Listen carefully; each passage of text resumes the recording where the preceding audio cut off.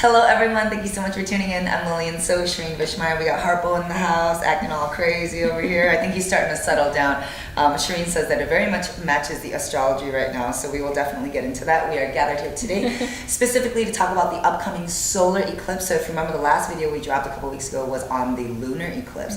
So now we are in the solar eclipse. That's coming up on Sunday. So we are technically in eclipse season. We'll get into that a little bit later. But for now, you know, I asked Sherene, I got here and I was like, so what's up, solar eclipse? Like, what should we talk about? I was like, what's coming up? And she just kind of shook her head and she was like, messy. And I was like, oh shit, okay, well, all right, where do we start? Let's get started. Pass the mic. Yeah, it's chaotic. It's a chaotic season. So we're really feeling like everything is a little bit upside down.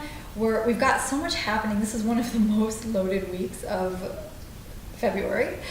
I'm like, is it March yet? It's not even March yet. So yeah, we've got right now Mars square Pluto, which is extremely fiery and extremely explosive, and we're all feeling really triggered, and things can escalate really fast, like from 0 to 100. So if you don't want a situation to escalate, it's better to, as soon as you feel it getting fired up, walk away, count to 10. And on the upside of that, we're getting a lot of like fuel to do our projects, to get things done. We're feeling really action oriented, so that's the upside of it. Yeah, that's the Mars. As long as we don't burn out, because Mars is really strong. He's in his own sign in Aries right now, so it's extremely feisty, extremely fiery, and that's kind of the lead into the new moon solar eclipse that's happening in Pisces on Sunday, and that eclipse energy is stirring up a lot of chaos and a lot of issues around emotional boundaries, because Pisces tends to be where we're more permeable and where we don't know where one thing ends and another begins, and where we end and another person begins, and our projections end and another person's projections begin. So because everything's so emotionally loaded, I've been suggesting people have conversations in person, much like I do during Mercury retrogrades. Like, don't do it over text messaging or emails, because we're going to read into things more, and our worst case fears, which is Pisces is like our imagination gone wild, the nightmares gone awry. Like we have a tendency to go into worst case scenario thinking right now with this eclipse, because it's dark and it's like we're not quite seeing clearly. So we really have to have that. It's better to have the conversation in person where you can actually read what's happening. Even then, we're still likely to take it personally.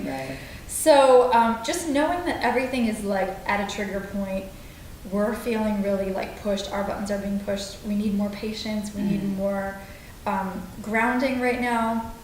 Sounds like we need to be really meditating a lot too, so that we can like be very clear in like where we are in our minds, so that we don't run wild with the projections and assumptions and all the fears and paranoias and all that.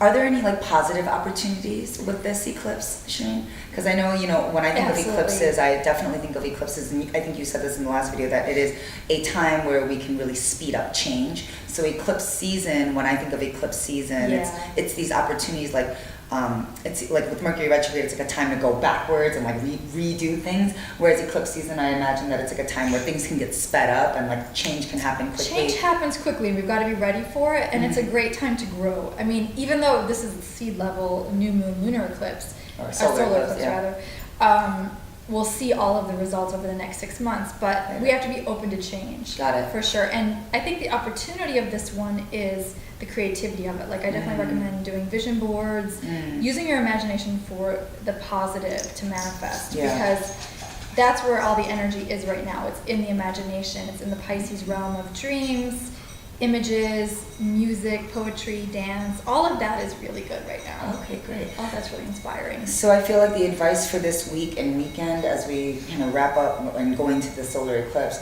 is watch our tempers. Make sure we watch any like possible escalations. Watch out for where you're getting triggered, so that it doesn't burn the house down when it doesn't have to. Burn bridges. Don't burn bridges, because it's also that Mars-Uranus conjunction on the eclipse. Mars is in full force on this eclipse. So please don't burn any houses down right now, unless you really want to. I mean, you may want to, but I don't know. Also, watch out for candles. There's issues with fire. A lot of fire accidents. Fire. It's accident-prone time. Mars-Uranus on the eclipse.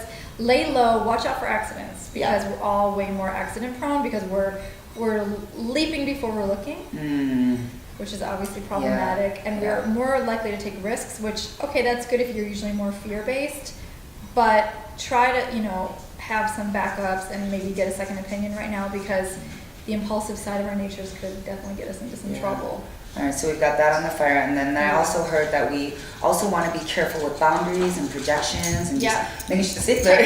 Tighten up the boundaries. Right. Here's the boundless. I know, he's like all over the place today.